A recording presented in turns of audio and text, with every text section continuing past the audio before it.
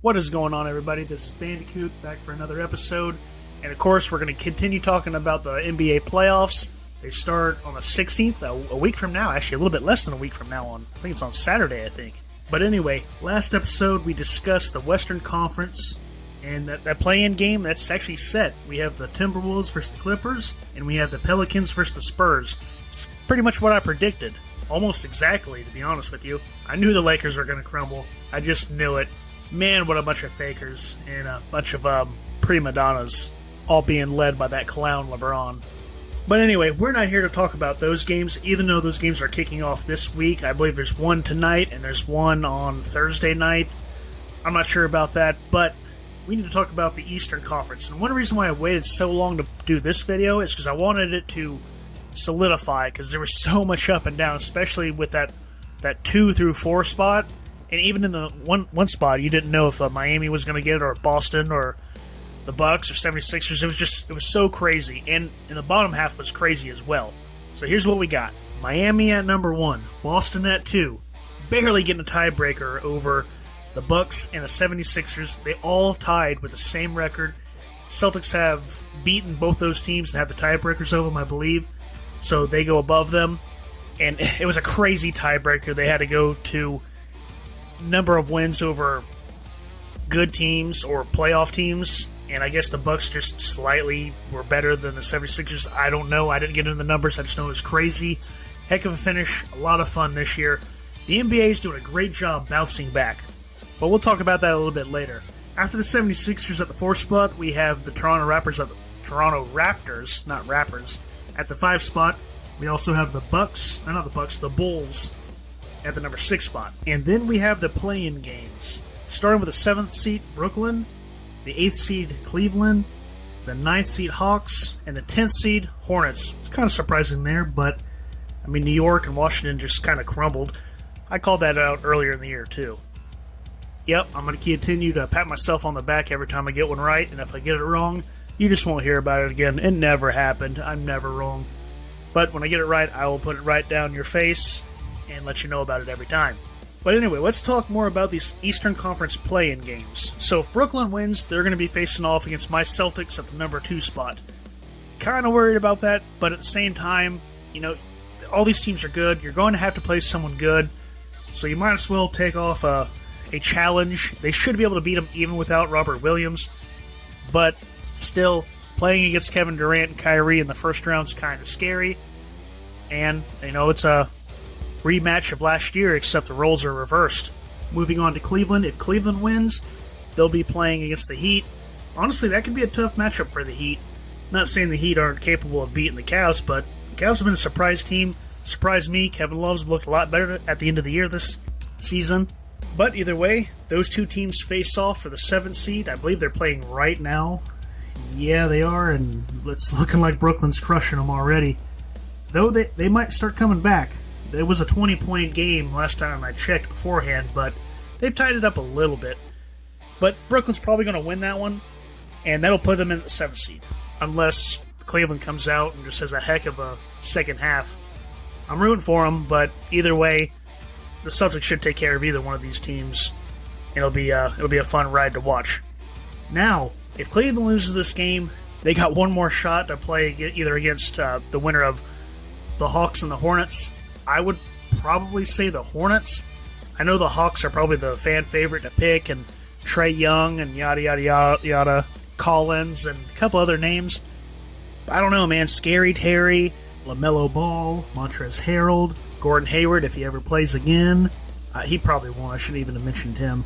You got Kelly Oubre, and of course you got Miles Bridges. So they got a pretty stacked team too. I'm going to say the Hornets are going to win that one.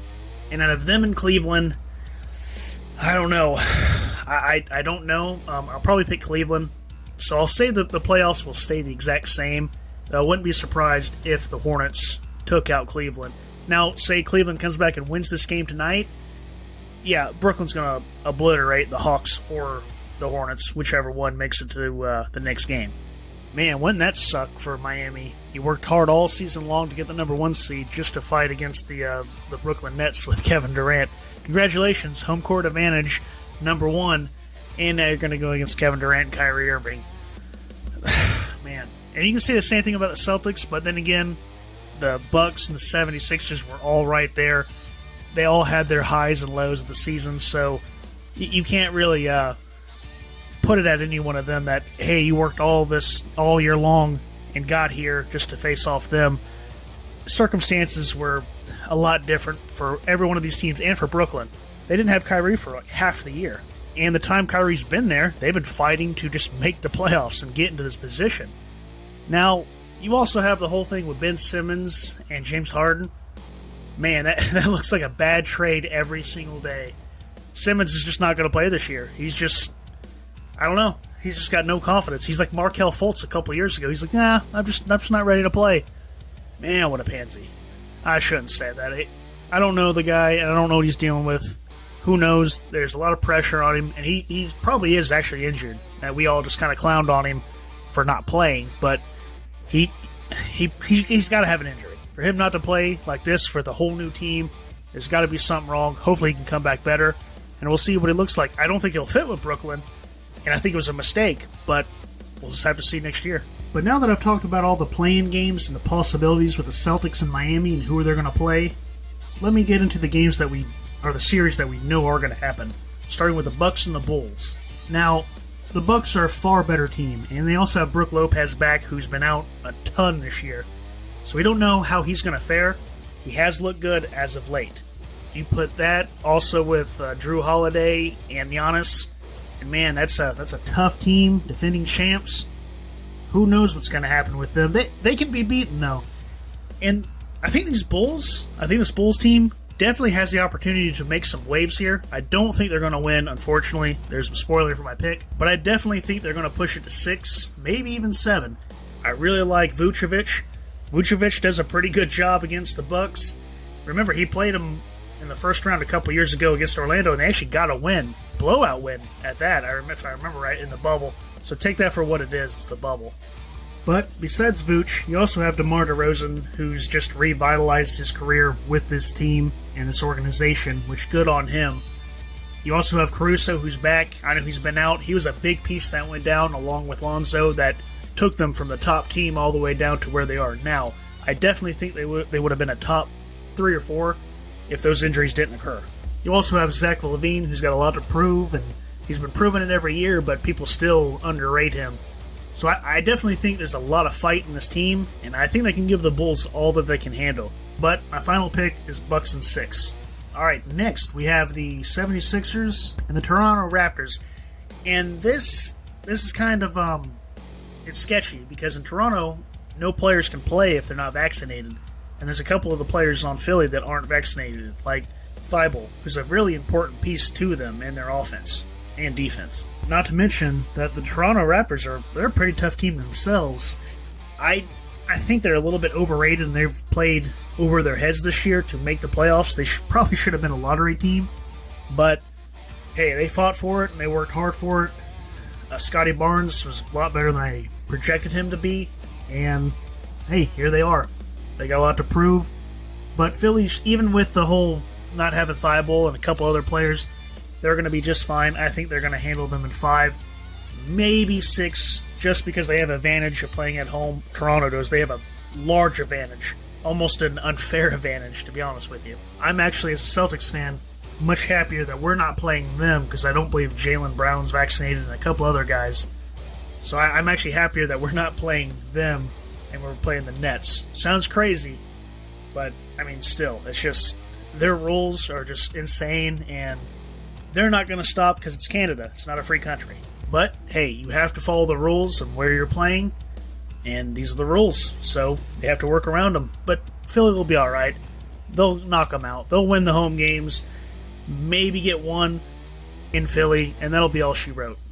As just for a projection, if the Celtics play the Brooklyn, I'm going to say the Celtics in 7. It's going to be tough, but the Celtics will beat them, and they'll have that experience, and they'll have that battle-hardened experience ready to move into the second round. I don't believe all the crap, they're going to be tired and worn out. No, these are 16 games to the championship. These guys are going to give it all. I don't believe in all that crap. They're going to get worn out, and then they're going to play the Bucks or whoever they're going to play next, and they won't be able to do it. Nah. These guys are ready, and they're going to be ready for whoever their opponent is, and that goes for every team. And as for Miami and Cleveland, I'll say Miami. I'll say Miami wins and 6. I say Cleveland gets 1 or 2 on them. But be honest with you, out of all the ones that could be a sweep, that is probably the one that will get swept. Even though I just talked them up a little bit. I believe they have the capability. I'm not saying they will. They're still a young team. Anyway, that's all I have for today. Expect the Brooklyn Nets to win tonight and them to be the 7th seed. And I'll probably do one more video before the playoffs, giving my complete review on how the matchups are going to be. But until then, stay chill.